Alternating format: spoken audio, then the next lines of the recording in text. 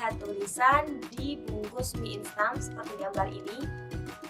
Pada bagian belakang bungkus mie instan ini terdapat sebuah petunjuk atau instruksi tentang bagaimana cara membuat mie instan dengan baik dan juga benar. Nah, teks tersebut merupakan salah satu contoh dari teks prosedur yang dibuat khusus bagi kalian yang mungkin saja belum mengerti bagaimana cara membuat mie instan. Nah, sekarang yuk kita pahami lebih dalam tentang apa itu teks prosedur, mulai dari pengertian, struktur, ciri-ciri, kaidah kebahasaan, serta contohnya. Secara umum, teks prosedur merupakan langkah-langkah aktivitas yang digunakan untuk menyelesaikan suatu pekerjaan. Teks prosedur ini sangat dibutuhkan bagi orang-orang yang akan menyelesaikan suatu pekerjaan dengan baik dan tertata. Dalam penyusunannya, teks prosedur dibagi menjadi 4 bagian.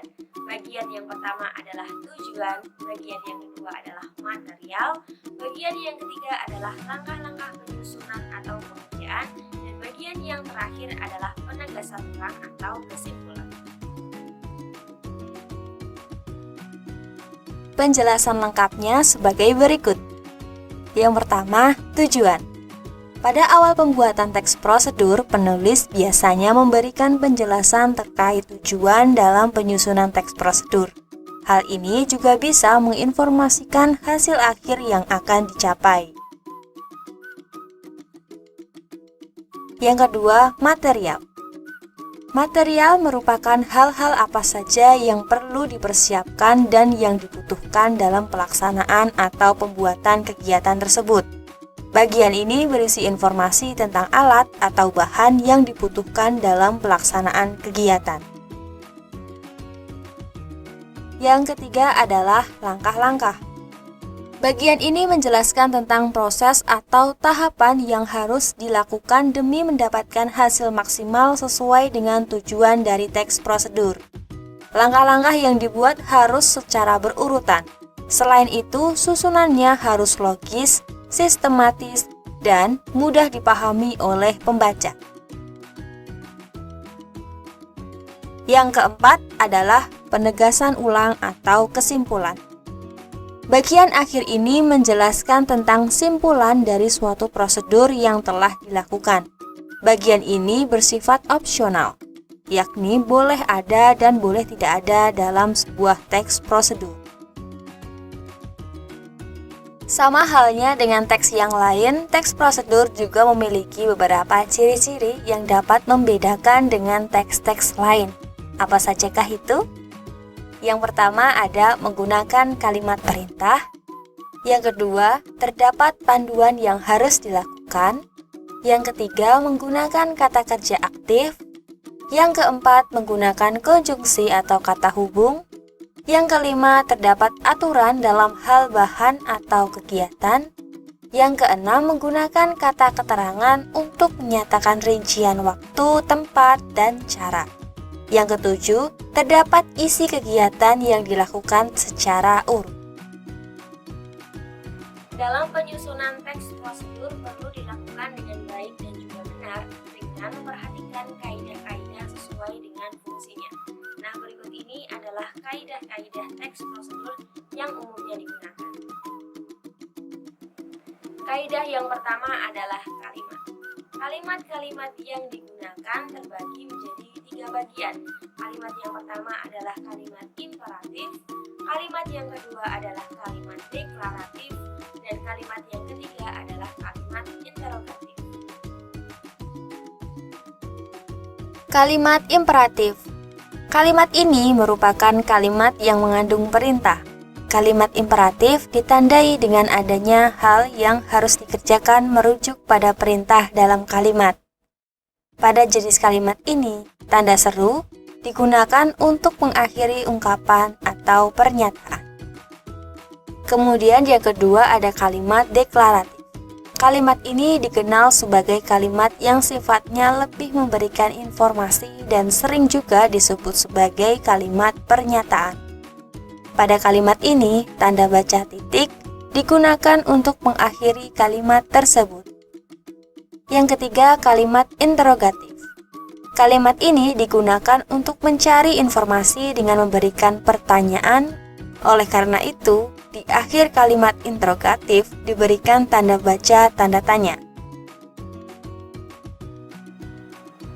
Kaidah kebahasaan yang kedua adalah konjungsi. Konjungsi biasa kita sebut sebagai kata penghubung. Nah, dalam teks prosedur terdapat dua macam konjungsi. Konjungsi yang pertama adalah konjungsi persyaratan dan konjungsi yang kedua adalah konjungsi temporal. Konjungsi persyaratan. Konjungsi persyaratan adalah kata penghubung yang menyatakan syarat. Contohnya seperti jika, bila, andai, kalau, asalkan. Kemudian ada konjungsi temporal. Jenis konjungsi temporal ini sifatnya merupakan kata penghubung yang menandai urutan waktu. Contohnya, lalu, kemudian, selanjutnya, setelahnya. Kaidah kebahasaan yang ketiga adalah numeralia. Numeralia dalam teks prosedur bisa digunakan sebagai pilihan selain menggunakan konjungsi. Lalu apa sih numeralia itu?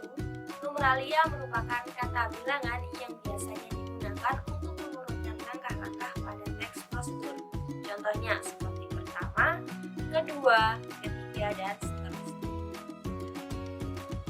Kaidah kebahasaan yang keempat adalah pronomina.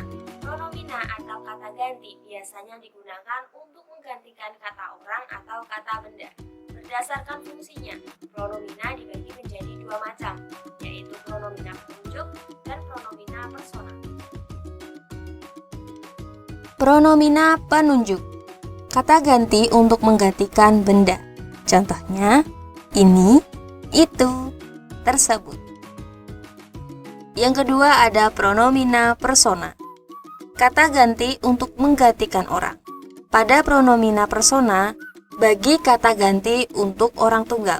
Contohnya, Anda, saya, kamu. Sedangkan untuk orang jamak contohnya yaitu kita, kalian. Kaidah kebahasaan yang terakhir pada teks prosedur adalah kata verba atau kata kerja. Verba pada teks prosedur dibagi menjadi dua macam, yaitu verba material dan verba tingkah laku. Verba material. Kata kerja berimbuhan yang mengacu pada sebuah tindakan atau perbuatan yang dilakukan secara fisik. Contohnya, mengupas, mengiris, memaku, memotong, dan lain sebagainya. Kemudian ada verba tingkah laku.